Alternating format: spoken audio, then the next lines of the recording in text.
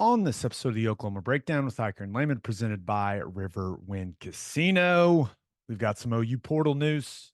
Then we talk about the Thunder Pelicans series in FGTB. And of course, we give you our winners and losers of the week. Please download and subscribe to the podcast, rate it 5 stars, and write us a good review. Follow the show on Twitter, Instagram, TikTok, and YouTube. Just search Oklahoma Breakdown on any of those, and you'll find us. All right, our man Michael Hosty will kick this thing off. It's time for the Oklahoma Breakdown. It's a beautiful Wednesday, April 24th, and you're listening to the Oklahoma Breakdown with Ikard and Lehman, presented by Riverwind Casino. Riverwind is Oklahoma City's premier casino experience, and there's so many reasons why Riverwind is consistently voted OKC's #1 casino, but it all starts with their amazing variety of gaming thrills and excitement.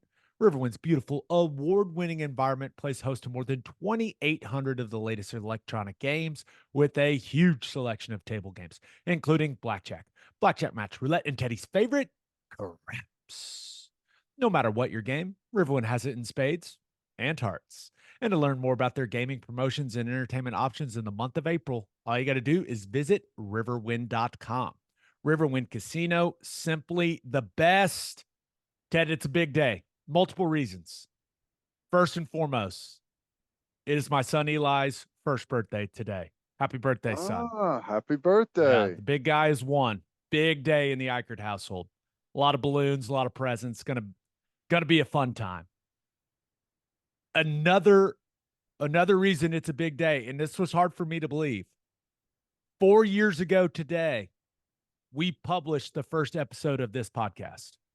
Wow. It's been 4 years, man. Can you believe that? No, I can't. That's crazy. Time has flown by. That's awesome, though. The podcast shares a birthday with your son. It makes it very easy to remember. How about that? That's right. That's good. But I did want to say thank you to everyone that has supported us, everyone that listens, everyone that watches on YouTube. We really didn't know how this thing was going to go when we started it, and it's gone better than we could have ever imagined, and it's because you guys support us. And thanks to all of our sponsors that have been with us throughout the years. It's pretty cool to see what this thing has turned into, and here's to many more years to come, Ted. Yeah. Cheers. Awesome. Enough of that. Let's talk some OU football. Portal. That's what everyone wants to talk about right now. Well, what's going on in the portal? So, OU's main positions of need, what they wanted to address in the portal was center and then a couple defensive tackles. And they went and got their center. Branson Hickman, transfer from SMU, has committed to OU. Ted, it feels like this solidifies that position and kind of gives it a higher floor, if you will. An extremely experienced guy. And yeah, of course, I went through and watched every game he played in 2023 and took notes about his strengths and weaknesses, and I'll go through all of those.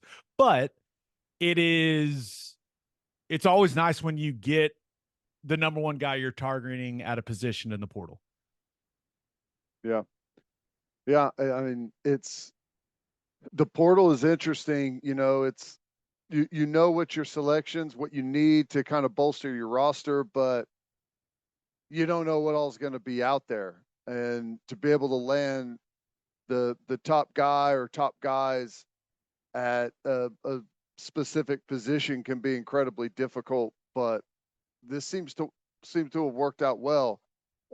I guess I haven't seen all of the centers, but he has to be one of, if not the top center that was out there. Yeah, I think that's fair to say. Now, his strengths. First off, I think it's a good culture fit. From the people I've talked to, Hickman's all about the right things, loves to work, high football IQ, has been very durable, will be able to handle having Beanbo as a coach, which isn't for everyone, believe me. I think he's just a good fit for the program. Now, as far as a player, really solid core strength, doesn't get pulled easily, especially in the run game, good grip strength and balance. He's not on the ground much at all, which is an important characteristic for an offensive lineman. He has very good first two-step quickness out of his stance on outside zone plays. I mean, he hooked head up noses, he hooked shades easily over and over and over again on tape, including Damonic Williams from TCU, which he actually fared as well as anyone did all season long against Damonic Williams. Went back and watched every snap that they played against each other. Williams got him a couple times with some strength, but he held up well. But one thing I really like about Hickman, he always appears to have his eyes in the proper place, even if he is engaged with a guy. So if he is working on a combination in a zone running scheme, he's got his eyes on the backer that he's comboing to. Like, he knows he can feel the guy, the down guy, but he has his eyes in the proper place. Same thing for pass protection. If he is engaged with a guy and it's slide protection, he is engaged, but his eyes are in the proper gap. If he's working to a linebacker in protection and there's a guy on his backside half, he is engaged with his eyes in the right place, which, if you put your eyes in the right place as a center, normally you're going to be all right. So he's got a lot of things. He's got a lot of strength. He's a really solid player. Yeah. Yeah. That sounds right in line with everything that I've heard. Yeah. Because of all of the experience and the real good technical base, you feel like he should be able to step in really quickly and get up to speed fast, right? No doubt. He's got a really good anchor in pass protection. There are very, very few snaps of him in the 2023 season struggling with someone's power.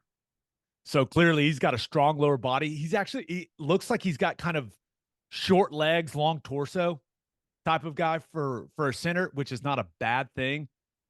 So I think he welcomes someone trying to bull rush him, even though he doesn't have the longest arms. But he showed the ability to anchor and to kind of just stop guys in their tracks. Now he'll be playing a better level of competition, a higher caliber of athlete in the SEC, but he displayed a nice ability to anchor on tape. Now, his weaknesses. He does not have ideal size for the position. I stood next to him on Saturday at the spring game. He's not 6'3", and that's fine. He's shorter than that, but he's going to want to add some weight, hovering about 295 right now. He's not built like Creed Humphrey. I guess that's a weakness, right? Because Creeds just don't grow on trees. He's just not very tall, and he doesn't have great length. So he could struggle with defensive tackles that have great length. So I had that in the back of my mind. So I went and watched every snap that Hickman played against Laulu in that game. Length was not an issue. Held up well, and we know how long Laulu is for an interior guy. So that was encouraging. He did a nice job of getting his hands on quickly and not letting go. This guy understands how to hold at the center position. His pad level in the run game could be better. He plays a little high for a guy that's not that tall and kind of stops his feet in the run game too often and just kind of muscles and torques guys and holds them off with his strength. And I think that he's making it a little harder on himself than it needs to be. And I think Beatonbow will get that corrected to where he finishes with his feet more at the end of blocks and learns how to kind of strain through that sticking point in some of those situations. This doesn't really matter. I don't think he runs particularly well in space, but he's got quickness in his first couple steps in the outside zone stuff. So we don't pull the center. We don't run a bunch of screens where the center gets out and is blocking down the field. So I don't think it really matters, but I don't know if he is a straight line speed athlete. I don't really care. But yeah, I watched a lot of Branson Hickman over the last couple of days. Well, I mean, it sounds really solid. Is there anyone that you would like compare him with or maybe Absolutely. equate him to? John Cooper. Ah, okay. Now, Coop was nasty. Yeah. Yes. Hickman doesn't have quite the levels of anger that John Cooper had. And remember, Coop was Big 12 Offensive Lineman of the Year when there were some studs on the O line, not only on his offensive line at OU, but throughout the league. He was a bad dude, but physically very similar. I think shape very, very similar. I think their strengths are very similar. Maybe the difference was John Cooper had a couple of insane O-line coaches Yeah. that got the most out of him. So when you watch his tape, you're like, my God, that guy plays hard. I think Hickman's, I'm not saying he didn't play hard, but I think his ability to finish blocks is going to ramp up under Bedenbaugh. Yeah. I really do. I think Bedenbaugh is going to get the most out of him. But yeah, John Cooper, from a physical standpoint, if Hickman can get a little more of, let's call it an edge, Yeah. like Coop had, then I think he's got really good strength. I think they're shaped very similar. If you can get John Cooper like play out of Hickman, you're feeling great Yeah. about Yeah. things. And it kind of brings me to, I broke it down into strengths, weaknesses, and my summary. Okay. I think Hickman, ultimately, he raises the floor of the position considerably. You feel like you know exactly what you're going to get from him. If he doesn't improve at all, you're going to get solid center play. Now, with what he's put on tape so far, I think he is probably a late 6th, 7th round, maybe undrafted free agent type player. I don't think, with what I've seen, he's an all SEC type of guy, just because he doesn't have the measurables. And when you have some of those deficiencies and you're playing against some of the types of athletes that you're going to see on the defensive line in the SEC, it's just hard. But I think he's coming to Oklahoma to get better and to prove that he can play in the NFL. To How prove that many he can years play does at he that have? level. Is he just a one? Does he just have 1 year? Okay. So it Well, is, hey, let me prove I can play at the highest level in college football. And I also get the vibe that he's a guy that's interested in coaching in the future. And learning from Bill Bedenbaugh is a good way to go about things. yeah. No, So I think that I think he's coming to OU to prove a point, and it creates an interesting dynamic for the rest of the centers on the roster, right? Troy Everett, all he really needs to be concerned about is getting healthy.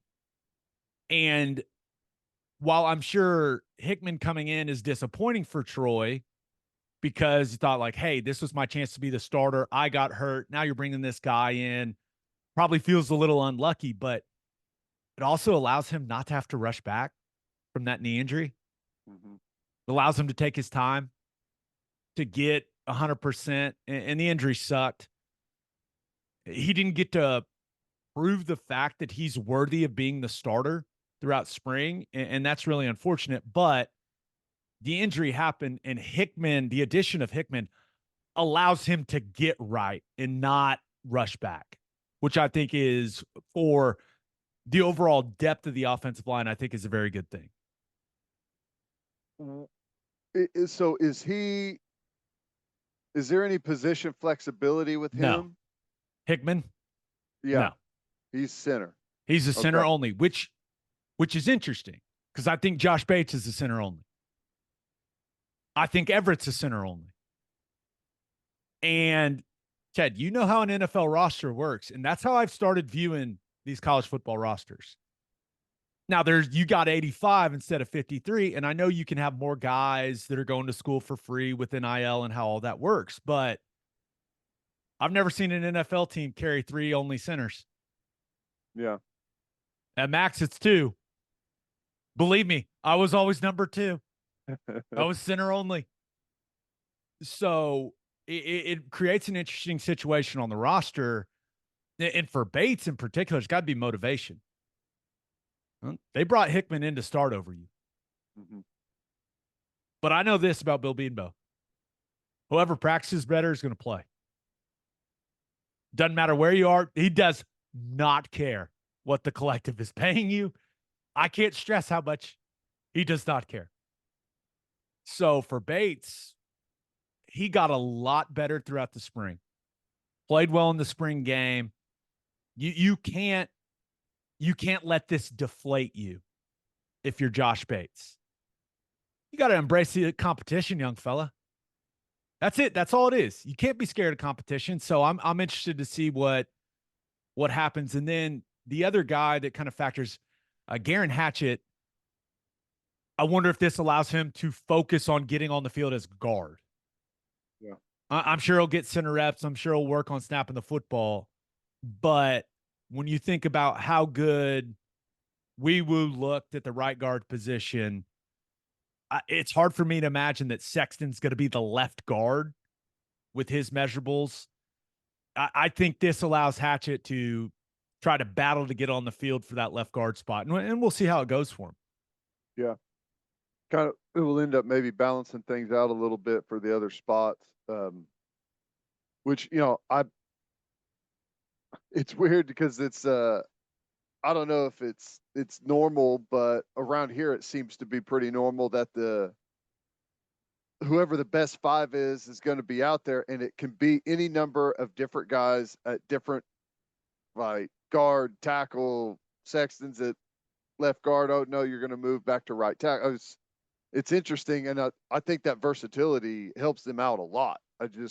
I'm curious to see what that final group's going to look like. And I've been saying the last couple of days, and really even towards maybe the week leading up to the spring game, that with the amount of jumps that it feels like the offensive line took during spring, like, I'm pretty confident that they're going to put together a solid group in the fall. Yeah, and I feel better about that with Branson Hickman on the roster. Absolutely. I just do, because I feel like I know if he doesn't improve at all under Bill Bedenbaugh, which would be shocking, you're still getting a solid center. Yeah. Is he an early round draft pick? No, he's not. But that's just because he doesn't have the measurables. Good mentality, good strength, and from everything I can tell, smart football player. So I think it's a really positive development for the offensive line, and it also creates more competition in that room, and I'm always a fan of that. It puts some guys, like, it has to get some of those guys even more motivated if they're wired the proper way, So Yeah. we'll see how it goes, but I expect him to be the starting center when we kick this thing off in the fall. That's good. That's good, because that was and I know the Troy Everett situation kind of dumped gas on the center spot, and we're all looking, oh my gosh, what's going to happen here? It's awesome to get that stability. And, you felt like, well, it'll be good. Troy Everett will be okay when he comes back. You never know how that stuff happens. And he'll be like, the time frame has been sounding like he's going to be coming on like at the end of training camp, and Which like to have some continuity before that. I also think that's an ambitious timeline. Yeah. So once again, I think I know it sucks for Troy. You feel like you had your opportunity to be the guy, to be the leader of the line, to prove to the coaching staff, hey, I can be the starting center. But at least this allows him not to. It kind of protects him from himself. Yeah. Because rushing back from knee injuries, not smart. It's just not, especially for an O lineman. So Yeah. I think in the long run, it's going to be a good thing for Troy under these circumstances. So the portal needs were center and a couple defensive tackles, Ted. Went out and got the center. What's the latest on the defensive tackle situation? Sounds like Jermayne Lole in the boat. Yeah. And I think that I think he looks like a really solid rotational guy. A lot of experience. He's played a lot of football. Like, we've got on one end, He's a we've doctor. It's his 7th year of college football. He's a doctor, Ted. We have to call him Dr. Lole now. It's like you've got the two extremes. You got Jaden Jackson, who, was out there starting running with the ones, who's supposed to be in his spring semester of his senior year in high school. And now you got a guy that played his first year of college football in 2018. That's also on that line, which is crazy to think about. I think that's the best part about it. He's old. Yeah. He's old, gonna have some grown man strength, and I'm completely with you. I think he's just kind of a rotational guy. I would be surprised if he comes in and ends up being a starter. And I went back and watched a lot of his snaps from last season at Louisville, and he shows some good ability. I think he uses his hands nicely in the run game. Doesn't have much twitch when it comes to pass rush, but I think he's a guy you can throw out there, for a couple series and who's going to be able to hold up physically. However, I think it's a fine balance between playing this guy and taking away snaps from Jaden Jackson and David Stone. Mm-hmm. And it almost, to me, feels like insurance if those two guys don't have the type of summer you think they're going to have and the type of training camp you think they're going to have. I personally, I'm glad he's here, right? Gives you another body, gives you another experienced guy, old guy in the interior of the defensive line. But I want those young guys to develop because those young guys are the future at the position, Ted. Yep. No, there's a lot of truth to that, and I agree 100%. We all know we've seen it a lot. Now, to me, like Jaden Jackson, he doesn't seem like a guy that's going to fade a whole lot, but it's a lot to ask for a freshman to come in on the line of scrimmage in the SEC and play an entire season and not have any fall off. I mean, you almost never see it. Freshmen will hit the wall. I mean, it's a known fact. You start off hot as game weeks start to roll through, the relentless nature of the season, it is just inevitable almost. So, like, they're gonna need bodies there. So to get someone that's experienced, there shouldn't be a whole lot of resources committed to getting him up to speed. Should be able to be, as much of a plug and play type rotational defensive lineman as you could ask for. Todd Bates needs to fix his stance. And he was kind of in a read situation there at Louisville. We got to get a little more staggered. He was almost in like an O-line stance, it looked like. Yeah. So maybe we can get a little more staggered, a little more pop off the football, and it'll be a better result. Wow. That's what I'm hoping for. Yeah. And I think it's going to be interesting because we saw them in a 4-man front, the defense, pretty much, I think it was the entire spring game, but they're going to be a multiple front defense, and they're going to have some guys playing in a true 3-man. They're going to stem around. They'll play bear. They'll do a lot of different things up front. So to have some different guys that have some different strengths, like we have not had a lot of guys that are able to kind of two gap and button press, and so hopefully he's a guy that can do that well for us if we need it. He played in the 4-eye. He played in the 3. He played head up nose for Louisville, and I could always find him because of his stance. It was easy to find him. I was like, that is such a strange stance for a D lineman. But so he has displayed that versatility. It'll be interesting to see you combine Jerry Schmidt and then Todd Bates. We'll see what those two guys can get out of him. And I'm hoping that he can elevate his level of play. He did have a season way back in the day in 2019 where he did have 6.5 sacks for Arizona State. So let's get him back to that level. 6.5 sacks. That's impressive. Yeah, I know. So Jermayne Lole committed. What's your feeling on the Damonic Williams situation? It feels like it's going to be difficult to land Dominic Williams. As you can imagine, he's a really good player, one of the best players in the transfer portal this year. There's a bunch of people that want him.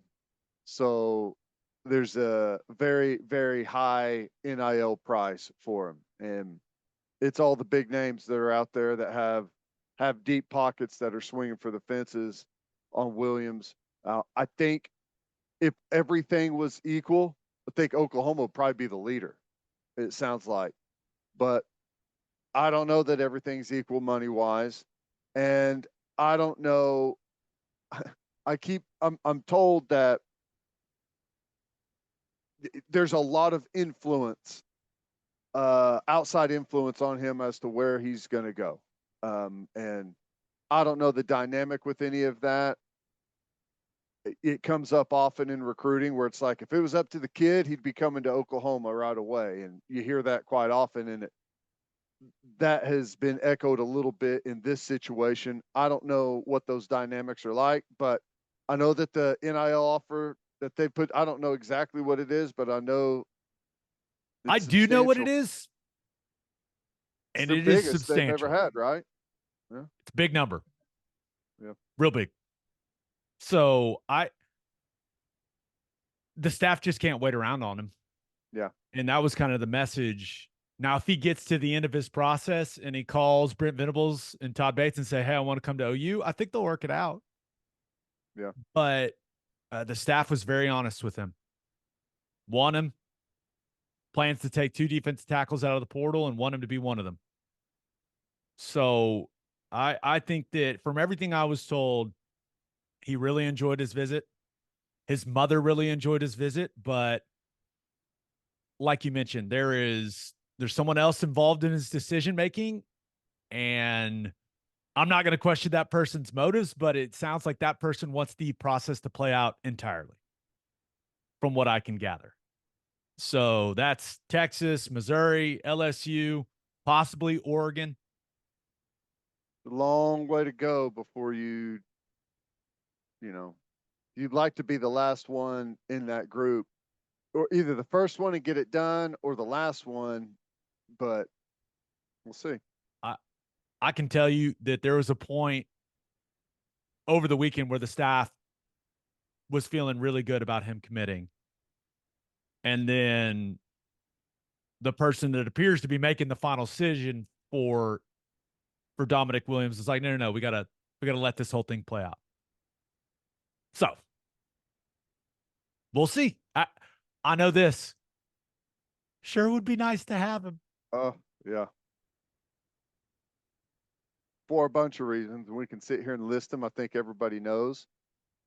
Incredibly strong, tough, physical. And I also think having a guy like that help our offensive line out. I mean, because he is a realistic view of what they're going to be getting week in, week out. So I would really enjoy it if he came.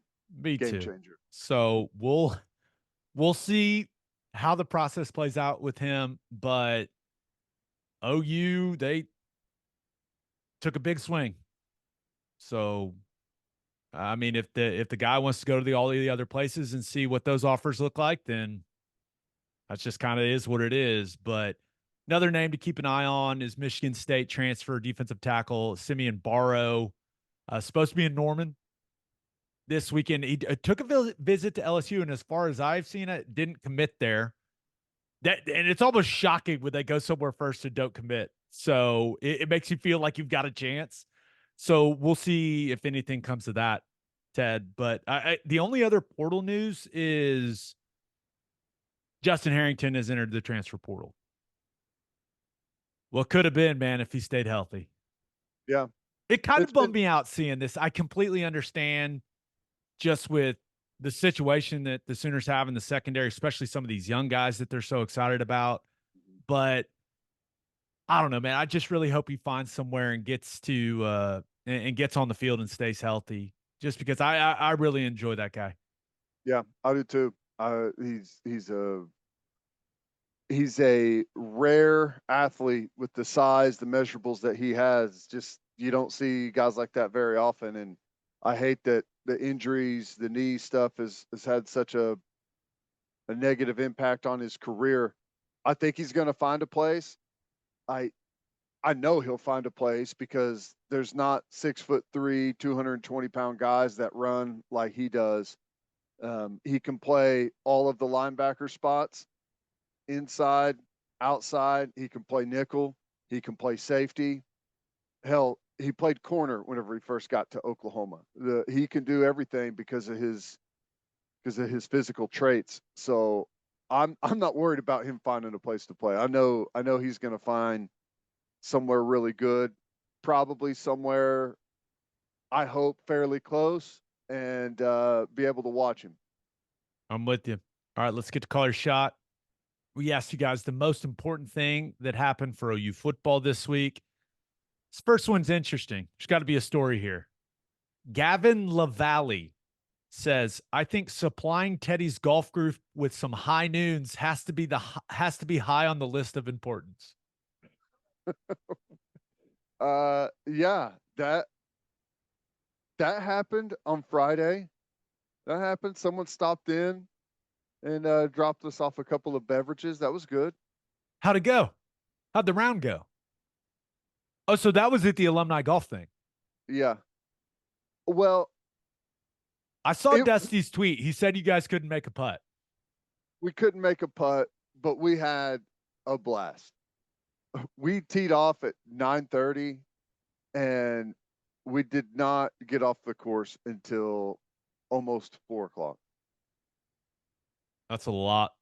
It's a lot of beverages. They had already done the scoring, done giving out the awards, had the lunch. Everyone was gone by the time we got off the course. It was us and two other groups left out there. It was a lot of fun, man. We had a blast. That is awesome. This other one comes from Boomer Damn Sooner, who says, we didn't absorb any portal losses after the spring game, only large additions. Hopefully Gabe's pep talk sold Dominic on being a Sooner. Yeah, we'll see. We'll see. Yeah, I have a ton of influence over these transfer portal kids. Yeah, I think that's a good point. Harrington really is the only name so far. However, you look at their number situation, there's got to be some guys. So Shane Witter also entered the portal, but there's going to be some guys that just have to enter the portal if they want to go play somewhere. So that should come over these next couple of days. I would assume there's some hard conversations taking place this week between the staff and a couple guys. Yeah. And I think you kind of have to know, or I think you can sense whenever that spot everyone can see the numbers and know where they have to be, and you can see kind of where you're at on the depth chart and what type of rotation you're getting. I would be surprised if there was anyone that jumped in the portal that was like a shock, that was in the too deep, but outside of that, there's going to be some guys in there just because numbers wise, we got to make some room. Yeah. I think the only other positions that if the right guy becomes available, tackle and corner. Mm-hmm. But it's going to have to be like a perfect fit. And tackles just typically don't become available. Yeah. Especially good ones. So we'll see. I guess you'd say same thing with corner too, yeah. But I do agree with what you're saying. I'm pretty optimistic about corner though. I think we got a lot of good bodies there, and there should be good competition. I'm with you. All right. Let's talk some Thunder basketball, baby. Playoffs time. But first, Love's Travel Stops is now offering a nationwide 10-cent per gallon discount on gas and auto diesel. Just download the Love's Connect app and scan your barcode at the prompt on screen and watch that price drop 10 cents per gallon. Across the country, the Love's Connect app unlocks exclusive deals, can help any traveler plan their route or meal on the highway. So before you hit the road, be sure to download the Loves Connect app to save 10 cents per gallon and experience the country's best highway hospitality at Love's Travel Stops. Love's also has you covered if you forget your phone charger or headphones with their expanded mobile to go zone. And of course, don't forget to grab yourself some of that delicious Java Amore. And celebrate with a Schooner All-American Ale, the official craft beer of OU Athletics from Coop Ale Works. Named after the iconic Sooner schooner that races across Owen Field after an OU score, you can join in on the celebration with an ice cold beer from Coop Ale Works. You can enjoy it at the Palace on the Prairie, at OU Athletic events, at the bar, at the tailgate, and in the comfort of your own home. For more information on Schooner All-American Ale, visit schoonerale.com. Must be 21 to purchase. Please drink responsibly. Schooner All-American Ale, the taste of game day. And we love Simple Modern. Simple Modern is an Oklahoma-owned drinkware company who launched the best cups it's ever made this month with its new signature line. They're 100% leak-proof, which is what everyone needs with an on-the-go cup, and it has a ceramic coating on the top of the double-insulated stainless steel to preserve the beverage's taste while still keeping it cold and hot for hours. And even better, Simple Modern exists to give generously, donating 10% of all profits, so you can know you're helping better Oklahoma and beyond with every purchase. Check it all out at simplemodern.com today. Football Guys Talking Basketball. Thunder win game one. We've got game two tonight, but we got to hit on game one real quick. 94-92. Absolute grind of a basketball game, Ted. Very physical, but I was there. Have to start by talking about the atmosphere. Ted, it was unbelievable, man. I mean, for an 8:30 p.m. tip on a Sunday night, it was packed and buzzing like 45 minutes before the game. It's the earliest I've ever gotten to a Thunder game. And at one point, I was like, are we going to be able to sustain this through the end of this basketball game? And we absolutely did. Ted, that place was rocking. It was so much fun. Yeah, it's awesome to see, man, the T-shirts, the playoff T-shirts. Wear your shirt, people. Wear the damn shirt. You're not too cool not to wear the shirt. Let's go. From my view, it looked like the participation was really, really high. I don't know. I mean, it was good. But yeah, man, it was an awesome atmosphere, and it was a throwback, man. It felt good. Felt good. It felt like the good old days. Anybody who thought Oklahoma City Thunder fans couldn't get that place rocking like back in the day, horribly wrong. I mean, that was an unreal atmosphere. I've never barked that much in my life. Just so much barking. Over and over and over. Just barks after bark. It was so hilarious and so fun, but and I don't know what this says about me. During the first quarter of the game, I'm experiencing it, and the first quarter was ugly. It was ugly. But I just had this random thought pop into my head. Dude, I just cannot wait for OU to host a playoff game. I know. Like feeling that atmosphere, I was just like, if this crowd is this crazy, just imagine what an OU playoff game is going to be like. Yeah, a win or go home is too. So it's win or go home. Totally different. Totally different feeling. Because the crowd was unreal for the Thunder. We all know how much OU football means in this state. And I don't know when it's going to happen, but it's going to happen. And it's going to be incredible. Back to the basketball game. Books will not be written about the first quarter of that game. And this is, Ted, you will understand this, but it's going to sound strange to a lot of people. The crowd had a massive negative impact on how the game was played in the first quarter. The players were exhausted in the first quarter. There was so much energy in that building that I think the energy it created, the anxiety it created, kind of overstimulated everyone on the court. Yeah. It reminds me of the first drive of a football game, dude, Yeah. where you go out there and you are in incredible shape. And for whatever reason, all the anxiety, the energy, like that energy dump that you have, you feel like you're going to die on the first drive of a football game every time, no matter Yep. what you do, every time. And that's how it kind of looked and felt for those guys on the court. Yeah. It's brutal when that happens, and it takes a little while to settle back in. And I can understand, like, in a football game, in a typical game, you come out, the adrenaline you get right before kickoff, and then you build, and then you go down, you go into oxygen debt, and you feel like you're going to die, pass out. And I imagine for them, the adrenaline probably started way earlier. Like you said, it's the earliest you've ever been to a game. And 45 minutes before, you're out there and shoot around, and you start to feel that buzz, and the adrenaline starts to kick in a little bit earlier, and everyone's in a weird spot by the time tip-off comes around. It was the most electric atmosphere you could imagine for warm-ups. I mean, just everyone standing, cheering, music bumping. It was, I mean, a lot of those guys have never felt anything like that. Right. But it was fun.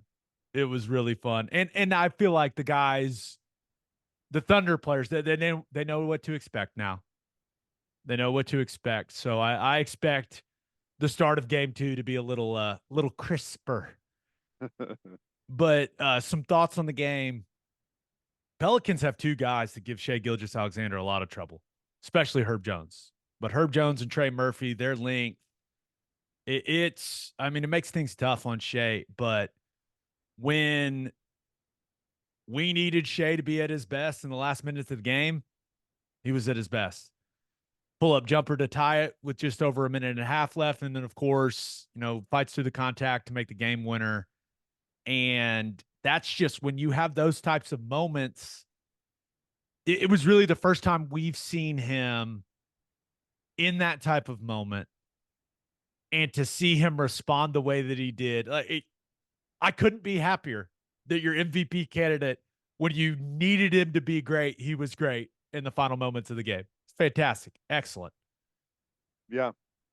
Yeah. And there's going to be a little bit of learning curve for everyone. And just because of atmosphere, and like, not just the atmosphere though, just kind of the physicality of everything. And I know they've had plenty of time to get their legs back under them after the way that first game went, but this looks like it's going to be a pretty physical series. No doubt. Jalen Williams, 19 and 7. One of the funniest moments I've ever seen when Valanciunas picked him up with the basketball and he just started barking. It was absolutely hilarious. And the crowd knew exactly what to do. Just bark with the man. It was one of the funnier moments I could remember in Thunder basketball. But I thought for it being his first playoff game and the circumstances and the energy in the building, I thought that he played well. Giddey did not.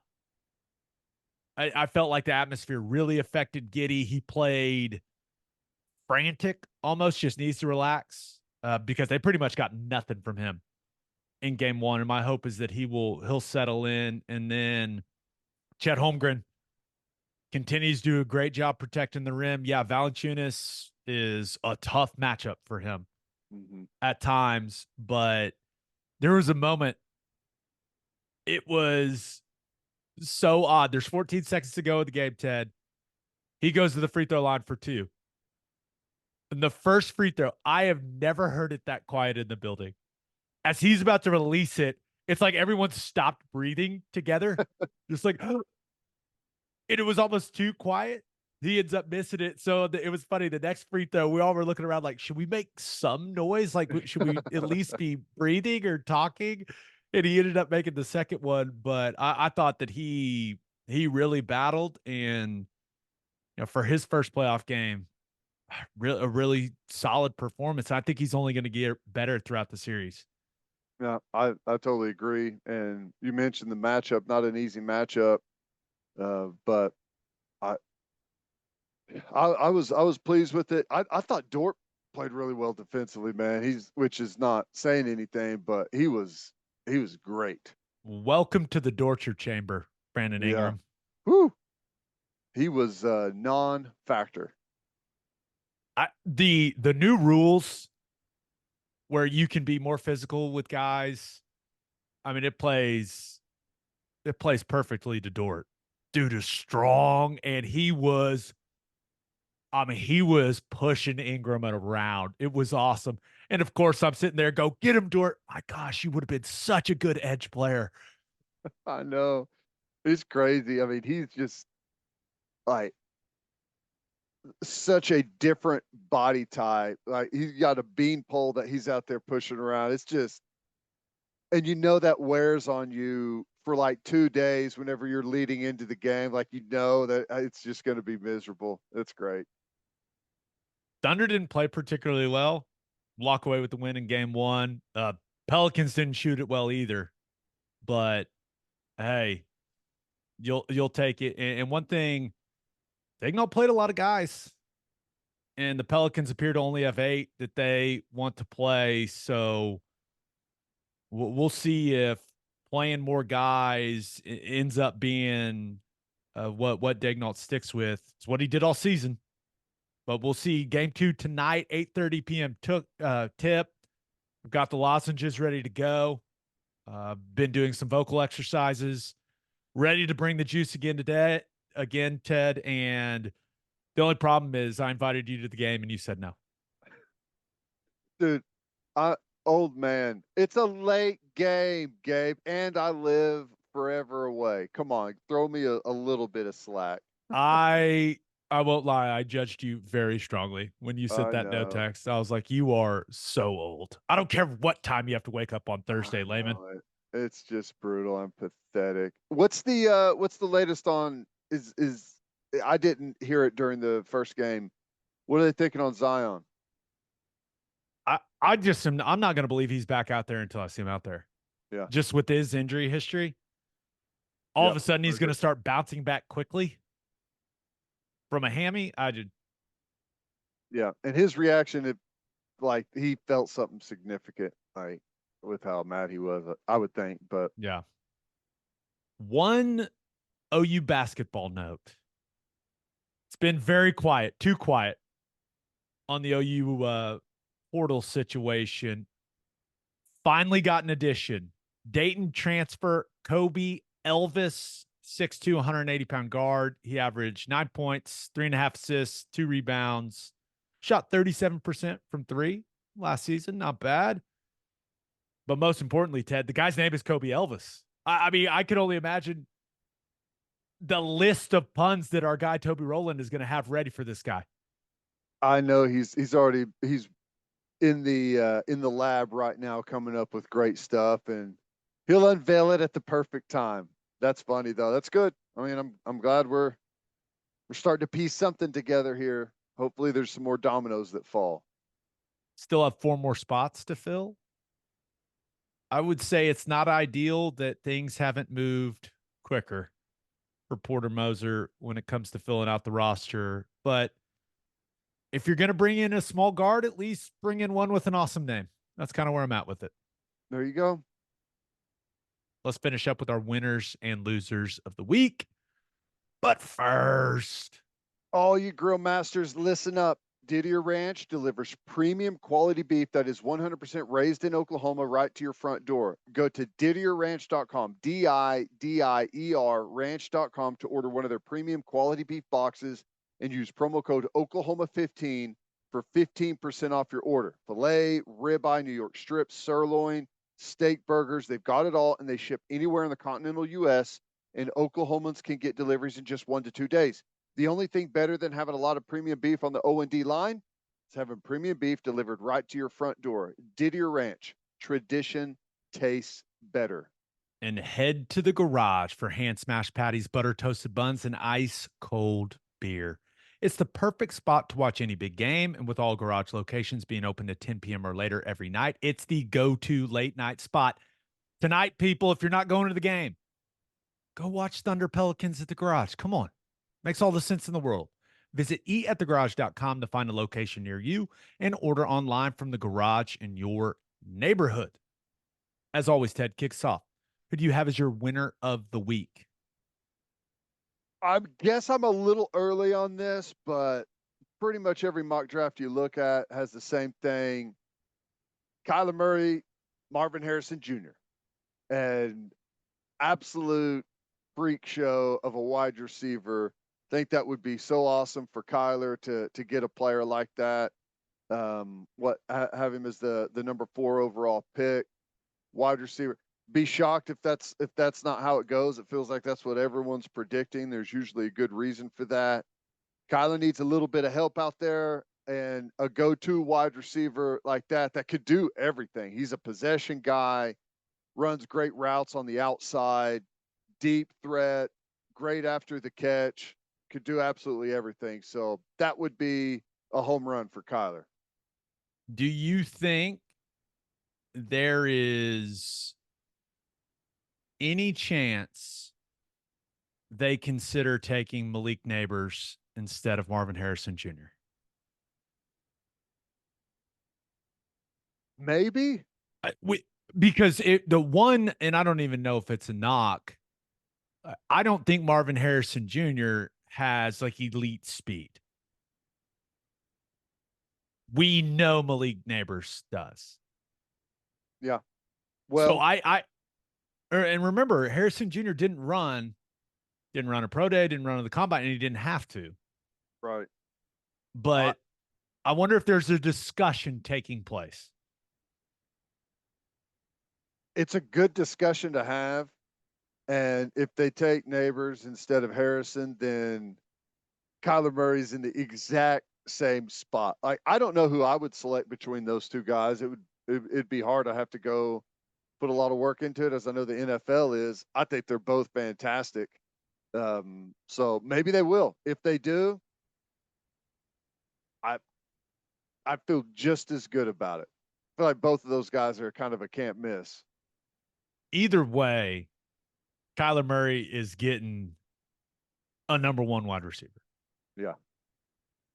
So I feel like he's going to feel great either way. But yeah, I think I do wonder if there is a discussion. It just feels like it's been almost 2 years that everyone has just agreed that Marvin Harrison Jr. is going to be the best wide receiver in this draft.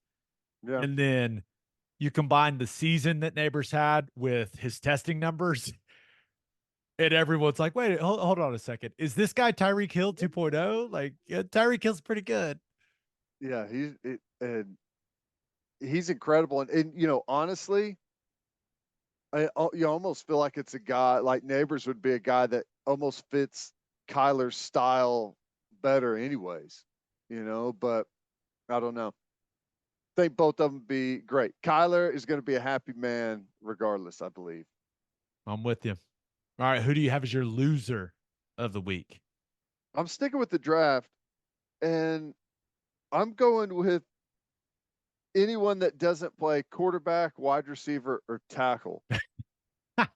It's incredible. Like, you look at most of the mock drafts, 14 of the top 16 and the one I was looking at this morning are wide receiver, quarterback, and tackle.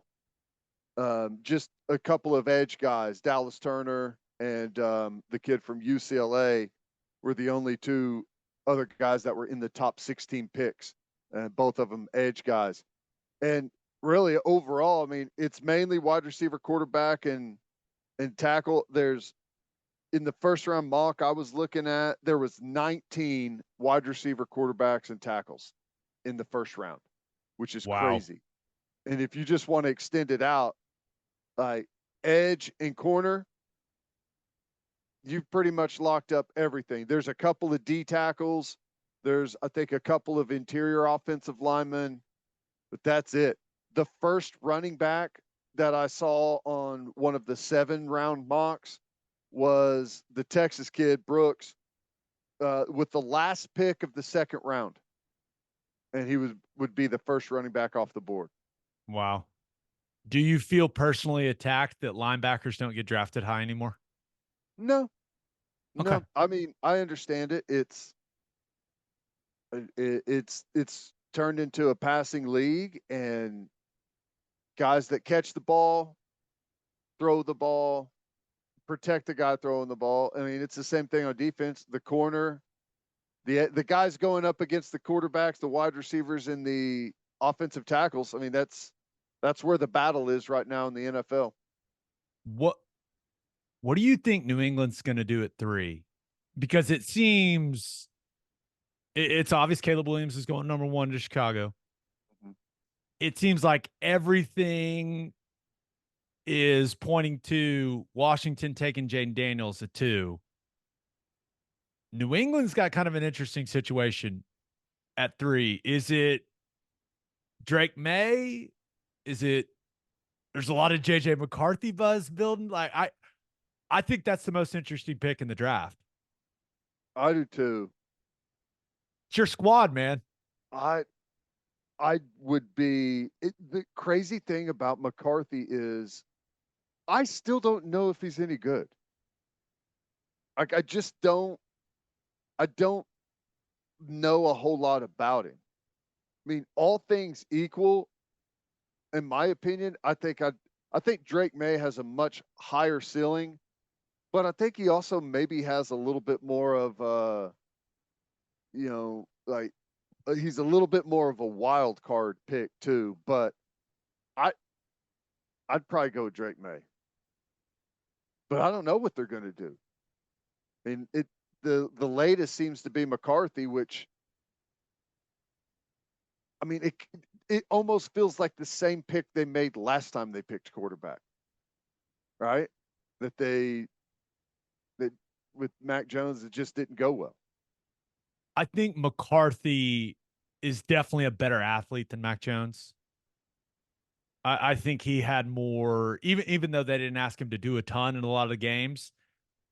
I I think he had some more wow moments than Mac Jones, where you're like, okay, that guy's a good athlete, good arm. It's just it's hard to project, man. And there are a lot of things that we've figured out in life. Technology has helped us figure out a lot of things in life, Ted, but it feels like drafting quarterbacks in the first round is a damn crapshoot still. It's crazy. Yeah, yeah. I'll say this: I think I would take Jaden Daniels over Caleb Williams. Whoa. My eyebrows almost just got singed off. What? Yeah, that is a scorching hot take. Continue, sir. Go. Go. I don't know how it's scorching hot. I He's bigger, he's faster, he's more athletic. I Okay, think he's Caleb. taller. He is not bigger. Yeah, okay, fair enough. Um, I don't think he's as dynamic of a thrower, but I I feel like he's better in every other area. I mean, it's about throwing the football. Don't get me wrong. I don't know. I think because of how athletic he is and how good he is running the ball, I think he's a plug and play guy right away, success right away. There's going to be a learning curve to get the most out of him and to be able to stay on the field. He can't just go out there and run around forever, but I don't know. I I I think he's excellent. I think he's got a higher ceiling. I know everyone loves Caleb Williams, and I do too. I just think that he has to remake his entire game in the NFL. I don't think Jaden Daniels has to right away. I understand where you're coming from because of how Caleb Williams operated this season. There were very few things that felt like they were on time, in rhythm. It felt a lot. It was just a lot of off schedule stuff. And part of it was his offensive line was not very good, but it was of his own doing as well. You just, there's no way you could take Jaden Daniels over No him. way. No way. This is something we talked about during the season. And this is my number one concern with Jaden Daniels. There is no one in college football I've ever seen that when he gets blasted, it is a yard sale like him. That's true. It is like he's on the ski mountain, hits a bad slope, hits some ice, and everything goes flying. Like when he gets rocked, Ted, it is like a full-on yard sale. And I cannot get that out of my head. I think he's really good. I think he's going to be a really good NFL quarterback. But the fact that he took some of the hits he took, he's as slight as he is. Let's not even talk about the fact. Do you see that picture of his elbow during pro day? That thing looked weird. But Caleb's way younger too. Like dude, come on, man. No way you think that. We'll see. I mean, I totally understand why they're going with Caleb Williams. I do. I just think some of the generational talk about him is absurd. I mean, I don't know. I think he's good. Definitely a good quarterback. He's great. He's the best player in college football for pretty much the whole time he was in college. But I guess I don't know, like, where does he elevate? Like, I can see Jaden Daniels, like, he brings something that not a whole lot of other guys have to the table, and I can see the rest of his game really elevate. But, if Caleb Williams figures out if he can get to where he does it all from the pocket, then I guess he really doesn't have to elevate a whole lot more than where he is right now. But we'll see. What an interesting. I did not see that coming. Now, the only thing we haven't really hit on, probably the thing people listen to this care about most, is the OU guys. Seems like Tyler Guyton, anywhere between like 20 and 30 is pretty much what I've seen. The New Orleans Saints have a massive need for offensive tackle at 14. Would I be shocked if they took Guyton? No. Would it feel maybe a little early for him? Sure. But if they like Guyton more than Fashanu from Penn State, I wouldn't be shocked to see him come off the board there. But a lot of people think the Eagles are going to address tackle at 22. Cowboys have a need for tackle at 24. And then I've seen multiple mocks where the Ravens are taking tackle at 30. So I think that 20 to 30 range is pretty much where we should expect Guyton to come off the board. Yeah, that's what it seems like. And back to those numbers, the mock I looked at last had 8 offensive tackles in the first round. And it's been weird. I thought Guyton was going to be a guy that maybe worked his way up, and it feels like he's kind of worked his way back. And it's not anything definitive. It's different people have different mock drafts. I guess I was kind of a little surprised by that. I thought that, the athleticism and kind of the raw nature of him, like he would end up working his way forward. But I mean, such a deep tackle class. Yeah. I think it's you just have guys that have played a lot more football than him that are in these mocks that are coming off the board before him. But there's no doubt Guyton, even if he slips to, I think with his age and his inexperience, someone's going to want him in the first round.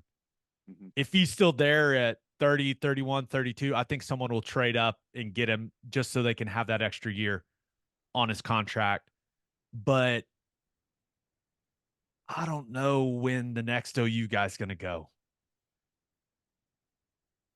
I saw Dane Brugler's 7-round mock. He didn't have another OU guy going at all. So I think Walter Rouse is going to get drafted. I do too. I think it's probably going to be on day 3. I don't know if he's going to be a 6th-round guy, 7th-round guy. I'm not entirely sure, but other than that, the streak of OU having 4 draft picks in a row, it feels like it's in jeopardy. I think Laulu is more likely to get drafted than Rame at this point. Yeah, I agree. With some of the red flag really numbers Rame had. Yeah. And Lulu's just got such good measurables. He's intriguing for sure. I agree.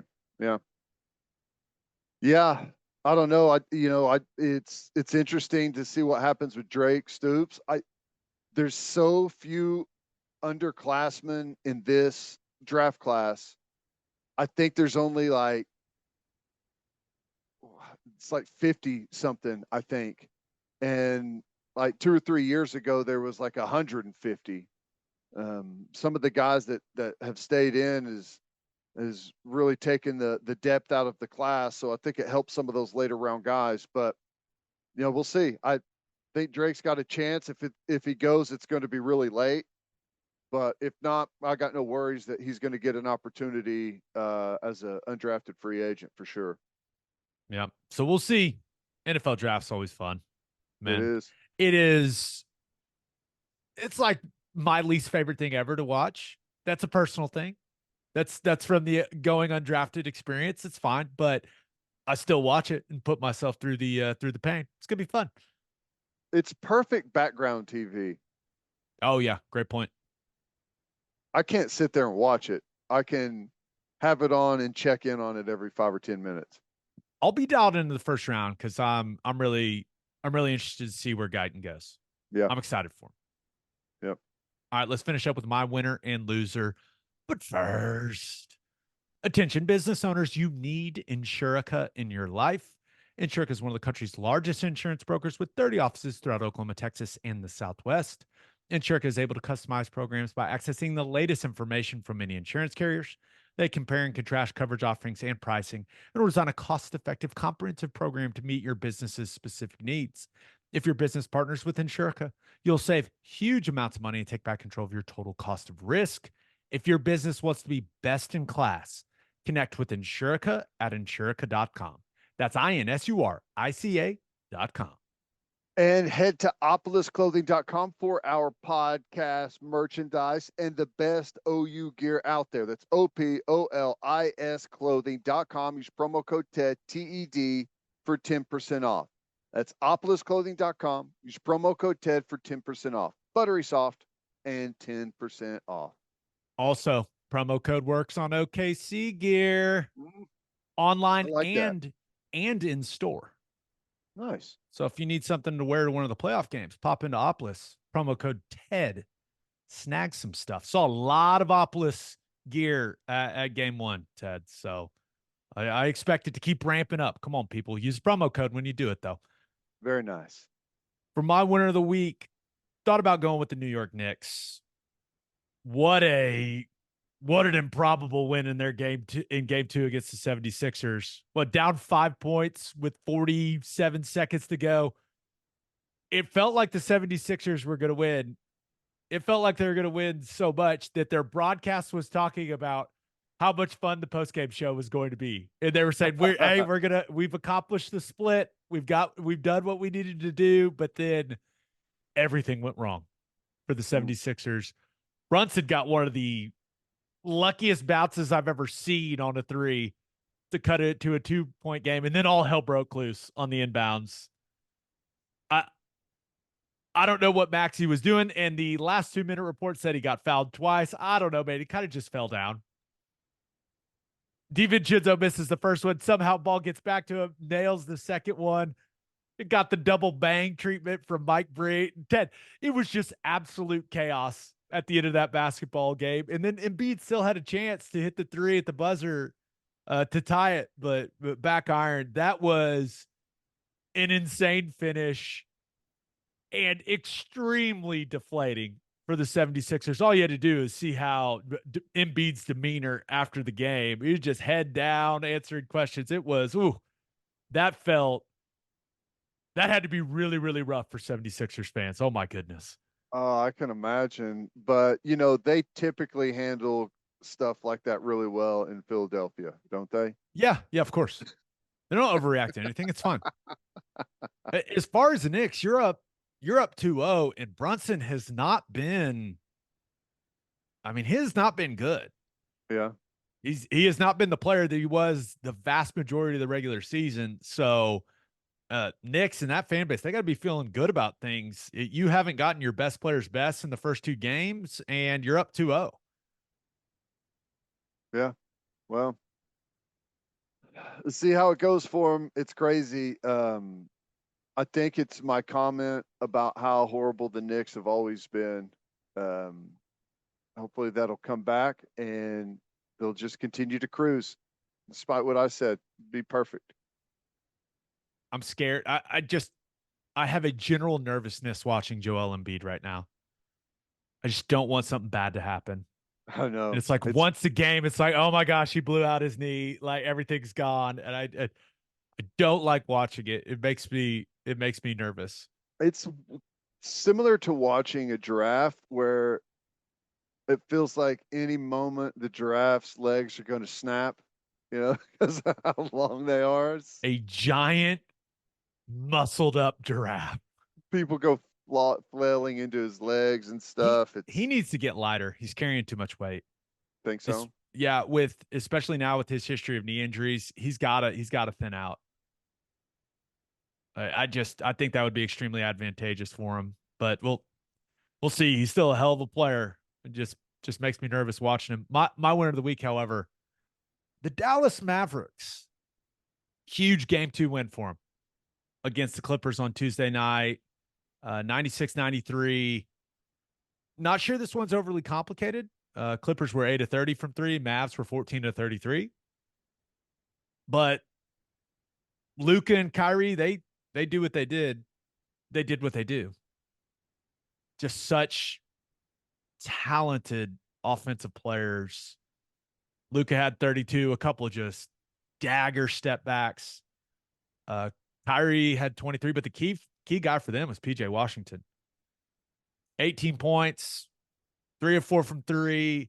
It's guys like that, it's performances like that swing playoff games and playoff series. And PJ Washington was massive for the Mavericks in that game. And Kawhi Leonard was back for the Clippers, finally. And I didn't think he looked particularly explosive. It's his first game back from that knee fluid, soreness, whatever you want to call it. And Ted, it seems like the Clippers have to readjust to having him out there on the floor because he likes to play a certain style. Yeah. It's so interesting watching the Clippers. It's like a 20 teens highlight or a MVP team that's playing out there. It's funny. It's like, wait, they've got Harden, Paul George, Kawhi Leonard, and Westbrook. It's got to be the best basketball team ever. That's right. It was No, funny. it is. A few observations from that game. Luka Doncic, a lot of screaming going on. I don't mind. Give me the intensity. Keep screaming, Luka. I like it. It's fun. Watching these two teams take the incredibly difficult shots that they take makes me appreciate how hard the Thunder works to get good shots in a basketball game. I mean, between Luka and Kyrie and Paul George, I mean, just the level of difficulty some of these shots is amazing. That's true. And that's interesting to think about. It's like it may be the who's who of difficult shot making series on both sides. Let's see how hard we can make this on ourselves. I mean, Lou Dort takes one contested 3 and we're all like, what are you doing? And meanwhile, Luka has taken a 28-foot step back with 20 seconds to go on the shot clock. You're just like, it is. Yeah, it's interesting to watch. The only other thing about that game, the Thunder crowd's so much better than the Clippers. Oh my gosh. People, there's like 2 minutes to go in the game, and like everyone in the shot is sitting down. It bothered me. Yeah. What are you doing? Yeah. Get the juices going for your team. What are you doing? It's like a lot of places, it's more of it's a place to be seen more than it is like you're there for the game, if that makes sense. It's like a thing to go do. not like a bunch of hardcore fans are there for it. It's interesting. I was disappointed. My loser of the week. Thought about going with our guy Marvin Mims.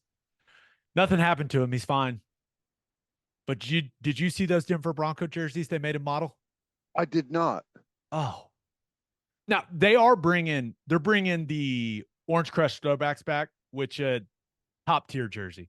The John Elway ones. Yeah. Those should just be their permanent jerseys, by the way. But they did a bit of a redesign, and I don't know, UTEP, UTSA, pick a college team that is orange and blue. And that's kind of how they are. It doesn't look professional. And our guy Marvin had to model him, and everyone was roasting him. And Marvin was in all the pictures, and I just felt bad because the jerseys kind of suck. They do.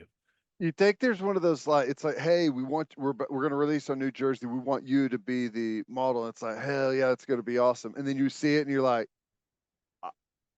I don't want to wear that. I don't feel well. I don't feel good today.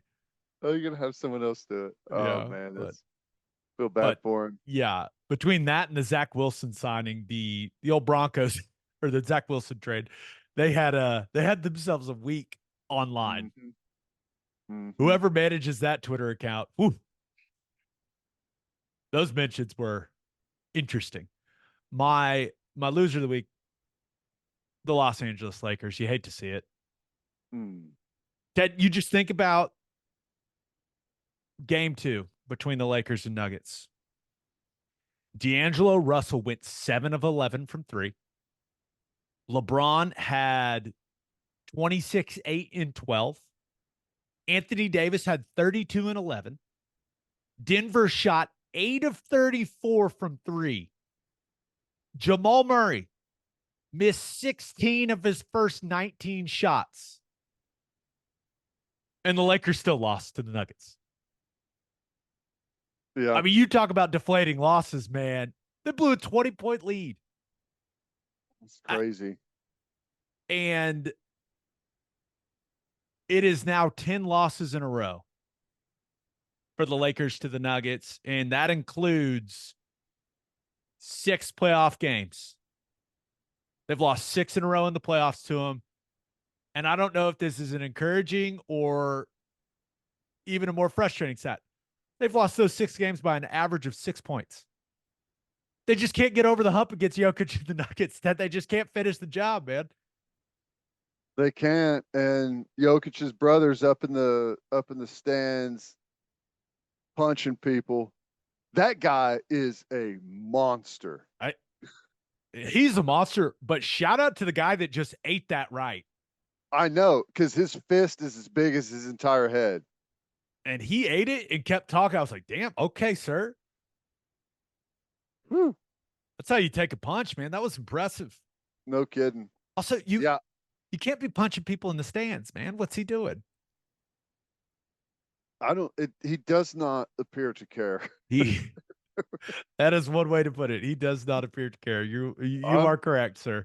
I'm fairly certain that he's killed people before too. Yeah. Fairly certain. Can't prove I think you have to say the word allegedly. I think that's how you avoid anyone coming after you. Right. The Jamal Murray shot to win that game. Is there anything better in sports than the true buzzer beater in basketball to win it? I mean, what an incredible shot on that fadeaway over Anthony Davis. He had not shot the ball well throughout the game and just hit 2 really, really tough shots late. I mean, he's falling onto the ground into the bench. Horn goes off. They mob him. Anthony Davis is like falling into the bench. It was just, what a scene in Denver.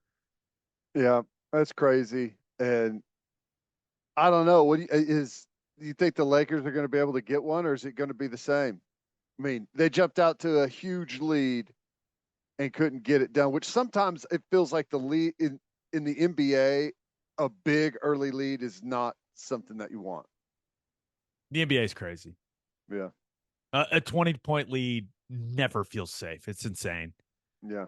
But I mean, one team has Jokic and the other team doesn't. He had 27 and 20. And they were able to win a game where he tried to heave a three to draw a foul with just over a minute to go in the game, and Aaron Gordon just happens to catch it and pass it out to Michael Porter Jr., and he hits a three to tie the game at 95. It's like he drew it up. The fact that he tried to do that in that moment is insane. And he's tried to do it a lot throughout the season, and he never gets called. But if you can't beat him under those circumstances, man, I don't know. LeBron can complain about the officiating all he wants post-game. But bottom line is Denver is damn good. Yeah. And I get why LeBron's complaining about the officiating. He's searching for any way that they can beat them.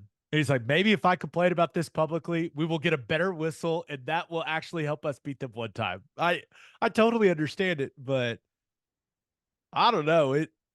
It feels the broom closet isn't quite wide open, Ted, but I think the door has been cracked, and maybe they're starting to reach the hand in to grab a broom. Should have thrown that game against New Orleans, like we talked about. I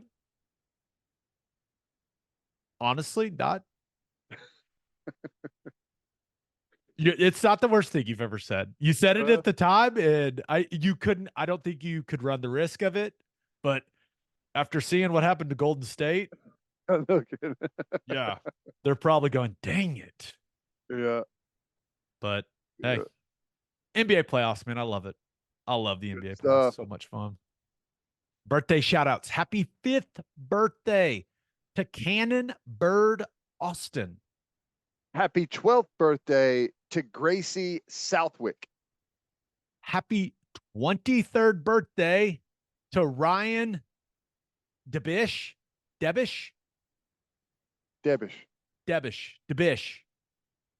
Wouldn't Debish be two B's? Debish. If it was Debish, would it be double B? Yeah, that's probably right. Debish, but it's not a little E big B situation. I don't know. Hey, happy birthday, Ryan. Happy upcoming birthday to Cole Reed. On that note, episode 416 in the books.